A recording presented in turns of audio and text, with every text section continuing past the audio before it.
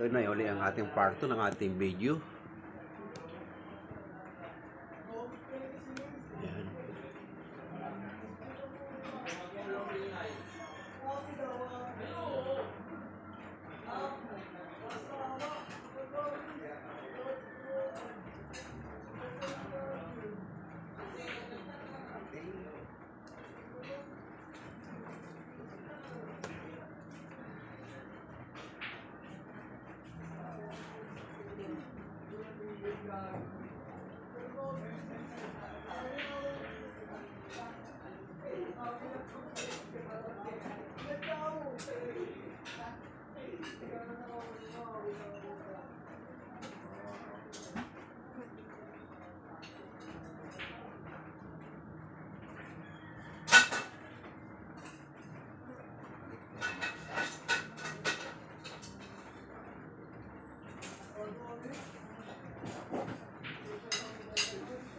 Medyo gutom na talaga ako.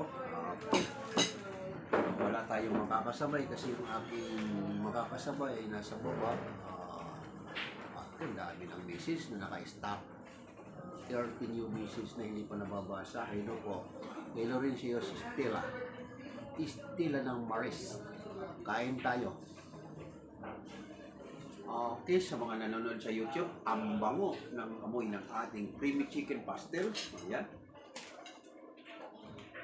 Ayan, may legs. May ibang part. May pizzo. Ayan. May pure foods. Okay. Pero ang sauce ang masarap. Ayun. Sasabakan ko na lang kain at talaga nagugutom na ako. Ayan.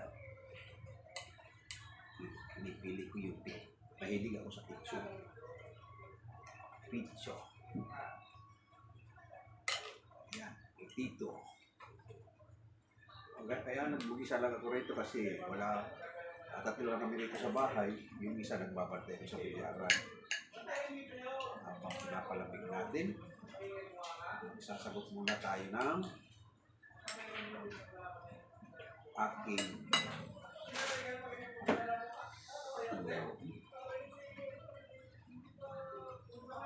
pabili.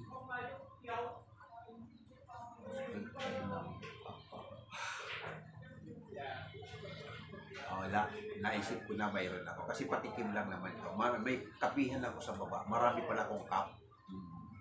Tikim-tikim o sige, gusto mong tikim, bigyan kita isang kiwa o 2 kiwa, tikman mo. Pero may rice din ako, gusto mo kuha ka ng plato, ayan, magkalin ka. Ganun na lang, maya-maya. Pagkatapos kumain at babasahin pa natin ito. Nagutom na talaga ako. Okay, kain tayo. Yung mga gusto dyan na kumain, kain tayo.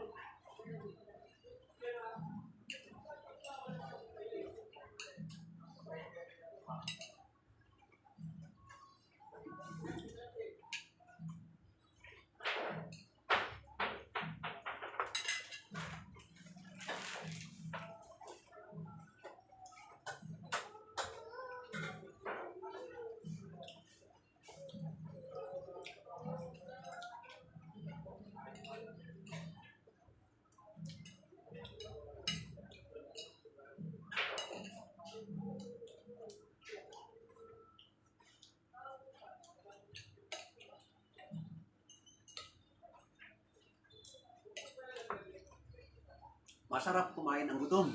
Oo, nagutom talaga ako. Sa sobrang excited kung madaling araw pa lang ay alas 3 nagising ako, niisip ko yung interview ni Miss Sophia. Ay, Miss Sophia, kung mapanood muli ako, maraming salamat sa interview mo. At maikwento mo yung kwento ng aking buhay. Kaya lang nagsisi ako bakit hindi ko hinabaan yung kwento ng aking talang buhay. O, maiksik, naikwento ko. Totoo yun, naikwento ko sa iyo na kami nung araw sa 10 kami magkakapatid. Nauna yung 5 babae at kami naman lalaki ay 5 Saudi. Ngayon, nung ako'y maiwan doon sa probinsya, bilang akong nagdala sa mga kapatid kong lalaki, kung anong diskarte, ang hindi ko na ikwento sa inyo, kaya ako pala ang nagdala sa mga kapatid kong lalaki. Eksakto naman nung may sakit ang tatay ko at nanay ko. Ako ang parang iniwanan ng padre ni pamilya ng nanay ko. Kasi ang unang nagkasakit ang tatay ko, dinala sa Naga Provincial Hospital.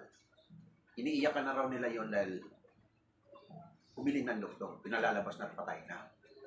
Nung inano ng nanay ko, tumitibok pa din, sumigaw siya sa mga doktor na buhay pa.